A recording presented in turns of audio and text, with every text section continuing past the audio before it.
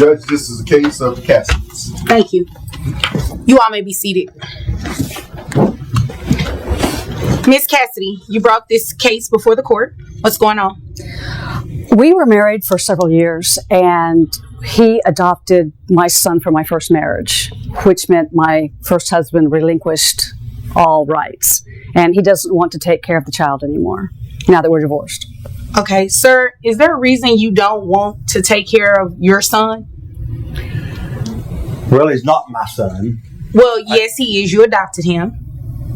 I thought I was in love with her. I just wanted to please her. So you didn't really love the child at all, your son? Because he is your son, just so we're clear. You're not going to be able to say things like, it's not my child. You adopted this child legally. This is your child. Well, he's not blood. He's her son. He's not my blood son. He's a redhead. What does that have to do with anything? The color of his hair? Kids. What does the color of his hair have to do with anything? I just always hated redheaded kids. Okay. How did the two of you meet? Well, I had been divorced several years, and Tensions are rising in Judge Vonda Bailey's courtroom, and it's immediately clear that this case is far from ordinary. The video begins with dramatic music as Judge Bailey enters, calm, composed, and commanding. From the moment she takes the bench, you can sense that something serious is about to unfold. Miss Cassidy is the first to speak. She maintains her composure, but the pain beneath her words is unmistakable. She explains that her ex-husband made the choice to adopt her son from a previous marriage. At the time, he promised to be a father. But now, he's trying to walk away, claiming the child is no longer his responsibility. Then comes the bombshell.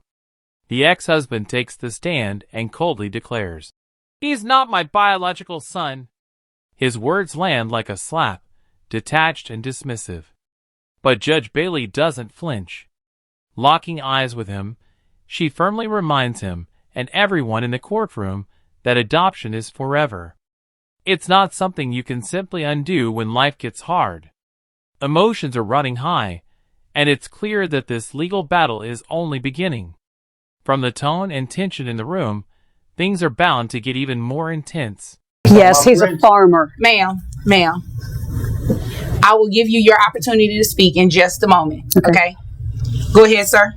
So my friends took me out to a club. I call them memory clinics. Took me out to a memory clinic for my birthday. And that's where I met her. And she strapped it to me. And I fell in love with her that night. And you fell in love enough to adopt her son? To marry her. Because I thought I was in love with her. Okay. And so we got married, and she coaxed me into adopting her kid. Okay, you adopted your child. Yeah. And you're here today because she wants you to pay child support. Pay child support and take care of your child. He's more of a ballerina than he is a boy. What do you mean by a ballerina? I don't want that kid. He's. Sir, you adopted this child. Well, let his own father adopt him back. Wait a minute. His father terminated his rights, and you adopted this child. Well, she can talk. Well, I'm not about to play this game with you, sir. Mr. Cassidy, we're not doing that today, okay? This is your child. You legally adopted the child, and you can be legally responsible for paying child support as well. Well, his first dad gave up his rights. How come I can't give up my rights? Well, you know what? We're not doing that today. Today, you're going to take care of this child, okay? Okay, and you're not going to give him up because he's a... Just when it seems the courtroom has heard it all, the case takes a jaw-dropping turn. The ex-husband makes a shocking confession. He reveals that adopting the child was never about love or building a family. It was simply a move to please Miss Cassidy, with no genuine connection or real intention to be a father. His words are cold and calculated, stripping away any illusion of care or responsibility. But things take an even darker turn. He begins to mock the child, calling him a ballerina and criticizing his red hair, as if these innocent traits somehow justify walking away from a child he once vowed to raise. It's a disturbing and deeply hurtful display, one that shifts the mood in the courtroom from tense to heartbroken. Then comes a quiet, devastating moment. Miss Cassidy admits that she dyed her son's hair in a desperate attempt to help him feel accepted. Her confession lands heavily, not loud or dramatic, but emotionally crushing. At this point, Judge Vonda Bailey's patience is visibly wearing thin. Her face reflects the gravity of what's unfolding. This hearing has moved far beyond legal arguments. It has become a matter of morality, compassion, and the emotional wreckage left in the wake of broken promises. The energy in the courtroom changes. The people present are no longer just spectators.